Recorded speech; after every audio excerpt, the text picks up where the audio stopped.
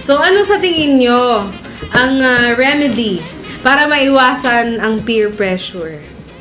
Ako kasi yung sa team namin, lahat kasi kami doon, hindi naman lahat, yung iba jolly, tapos active, hindi naman pwede na hindi naman sa napipilitan or maging active din kami, kundi para hindi siya mapag-iwanan, kundi kailangan din kasi sa team talaga namin kailangan bawal lang KJ, kailangan go pa rin. Yung mga bagay na hindi ako nakipag-participate dati sa mga event, yun, sila yung nagpupush na sumama. Okay, motivation.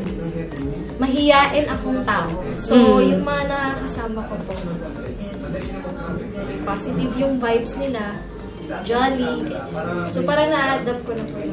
Like, Miss So, ano naman ang advice nyo sa mga bata dyan, kadalasan yung youth? Yung, for example, dyan lang sa, meron ba yung mga nag-rugby ng mga bata? Wala na masyado. Wala na masyado.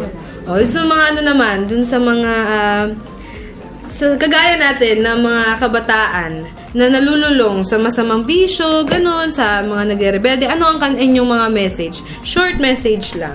Hindi naman kasi dapat lang kayo lagi diyan sa mga ginagawa na kailangan talaga maghanap pa rin ng trabaho para lang din sa kinabukasan. 'Di ba? Kasi kung diyan lang kayo lagi, wala kayong mawawala. Maghanap na lang kayo ng matinong trabaho.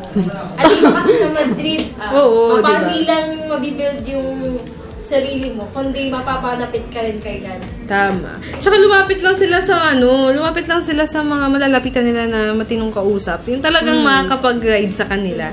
Yun. Kasi mostly sa atin, kailangan lang yan ng kausap eh. At tsaka hindi lang natin kailangan lang din natin ng makikinig. The Answer Ko.